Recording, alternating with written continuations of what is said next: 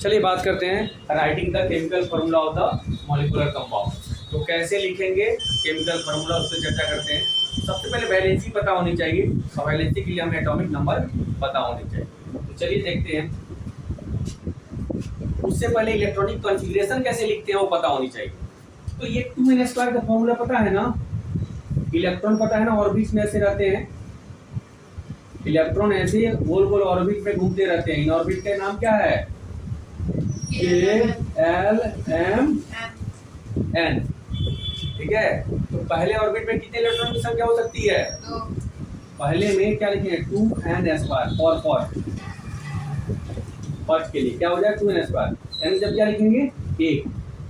एक का स्क्वायर कितना हो गया? 2 × 1 = 2। ठीक है। अच्छा आगे, और सेकेंड 2 इंटू n की जगह क्या लिखेंगे? 2 का स्क्वायर 2 × 4 = 8। और थर्ड पे क्या होता है? 2 × 3 का स्क्वायर कितना हो जाएगा? 2 × 9 = 18। ठीक है। तो पहले में कितना मैक्सिमम रह सकता है? 2। दूसरे में कितना? 8। तीसरे में 18। चौथे में 32। ओके। तो आपके इलेक्ट्रॉन्स जो होते हैं ना, पहले खंड में पहले ऑर्बिट में कितना होंगे? सबसे अधिक 2। दूसरे में 8। तीसरे में 18। चौथे में 32। ये इलेक्ट्रॉनिक की संख्या हो गई आपके ऑर्बिट में। अब चलिए देखते हैं क्या लिखें कि कैसे इनका वैलेंसी कैसे लिखते हैं, कॉन्फ़िगरेशन कैसे लिखते हैं, फिर वैलेंसी कैसे लिखते हैं। सबसे पहले बात करते हैं सोडियम की। सोडियम के एटॉमिक नंबर पता है क्या होता है? 11। सोडियम कितना होता है? 11। तो पहले खंड में कितना हटेगा? 2। दूसरे में 8। अब एक बच गया, तो तीसरे में 1 रहेगा। बेशक तीसरे में 18 तक रहेगा, लेकिन इसके पास तो 11 ही है ना। तो पहले में 2, दूसरे में 8, तीसरे में 1 बचा। 8 तो 10 तो पहले ही होंगे, एक और बचा उसके बाद, तो तीसरे में बैठ जाएगा। तो आखिरी में जो ये बच गया ना, यही वैलेंसी हो गई। ध्यान रखना, आखिरी में अगर 4 तक नंबर है, 1 2 3 4, तो वैलेंसी उसकी वही हो जाएगी। अगर 4 से ज्यादा है तो 8 से घटाना पड़ेगा, तब उसकी वैलेंसी निकलेगी। ठीक है। बता चुका हूं ना कि 4 है तो वही रहेगा। अब 8 से 4 को घटाओ या 4 हटाओ, क्या फर्क पड़ता है? वही रहेगा। चलिए, तो ये वैलेंसी इसकी 1 होगी। वैलेंसी कितनी होगी? 1 होगी। वैसा ही क्लोरीन की बात करें, Cl 17 होता है। 17 2 8 फिर 7। इसको 8 पे जाने कितना इलेक्ट्रॉन चाहिए?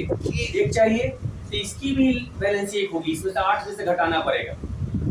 ठीक है। क्योंकि 4 से ज्यादा है, 7 है यहाँ पे, तो 8 में से 7 को घटाना पड़ेगा। कितनी हो गया? 8 - 7 = 1। एक इलेक्ट्रॉन होते ही स्टेबल हो जाएगा, अपना ऑक्टेट पूरा कर लेगा। इसी को ऑक्टेट बोलते हैं। ये भी एक हटा देगा तो ऑक्टेट पूरा नहीं हो जाएगा। आज तक पूरा हो गया इसका। ठीक है।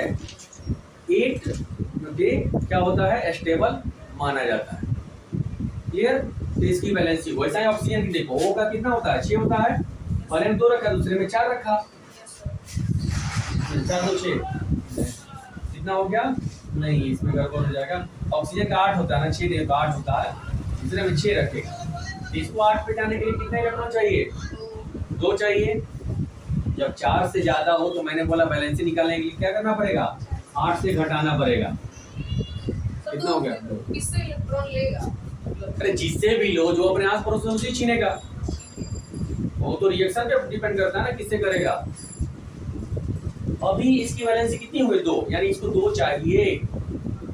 मैग्नीशियम Mg का कितना होता है? 12। तो पहले में 2 रखा, दूसरे में कितना रखेगा? दूसरे में कितना रखता है इलेक्ट्रॉन? 8। 10 हो गया। 2 और बचा, तीसरे में 2 रखेगा। अभी 4 से कम है ना, तो वैलेंसी वही हो जाएगी। 4 से कम हो तो वैलेंसी इतनी हो जाती है। 4 से ज्यादा हो तो 8 से घटाना पड़ता है। क्लियर? सभी लोग समझ गए? वैलेंसी कैसे निकालते समझ में? 8 से ज्यादा पॉसिबल ही नहीं है। ठीक है। क्लियर?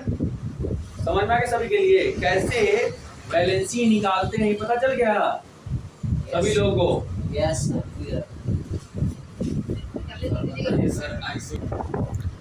केमिकल फॉर्मूला लिखने का स्टेप होता है, क्या होता है? पहला स्टेप होता है कि पहले जो चीज रिएक्शन करेंगे आपस में उनको दो साइड में लिखेंगे। मान लो रिएक्शन हाइड्रोजन और ऑक्सीजन का होना है, किसका? हाइड्रोजन और ऑक्सीजन का। तो एक में सबसे पहले हाइड्रोजन इधर लिखा, इधर ऑक्सीजन लिखा, क्लियर? उसके नीचे उसकी वैलेंसी लिखी जाती है। स्टेप 2 क्या है कि उनके नीचे उनकी वैलेंसी लिखी जाती है। तो हाइड्रोजन की वैलेंसी होती है 1 और ऑक्सीजन का 2। थर्ड स्टेप है कि इनको क्रॉस मल्टीप्लाई कर दीजिए, इसको इससे और इसको इससे। तो क्या हो गया? H × H2 और ये O क्या हो जाएगा? H2O। बहुत सारे बच्चे पहले पूछते थे कि सर H2O ही क्यों होता है, H4O क्यों नहीं होता है? रीजन ये है। अब आइए CO2 वाला, कार्बन और ऑक्सीजन का रिएक्शन। इसका रिएक्शन कार्बन और ऑक्सीजन, कार्बन कितना हो गया? 4, ऑक्सीजन का 2। क्रॉस मल्टीप्लाई कर दीजिए, वैलेंसी लिखा हो सीधे C2O4, 2 से कटेगा 2 बार में, तो CO2 हो गया। कैसे फॉर्मूला लिखते हैं पता चल गया? कटता भी है, ठीक है, ये कटता भी है। CH4 को देखा, चलिए दिखाते हैं। यहाँ C लिखिए, यहाँ H लिखिए। H का 1 और C का 4 वैलेंसी होती है। क्रॉस मल्टीप्लाई कीजिए, क्या हो गया? CH4, मीथेन बन गया। ऐसे ही बहुत सारे कंपाउंड कैसे बनते हैं ये दिया हुआ है आपके नोट्स में। क्लियर? समझ में आ गया कैसे बनता है? कोई भी चीज का केमिकल फॉर्मूला कैसे लिखते हैं, ये क्लियर हो गया? वैलेंसी पता है तो हो जाएगा। वैलेंसी पता होने के लिए क्या पता होना चाहिए? एटॉमिक नंबर, जो कि आप लोग याद करने हैं।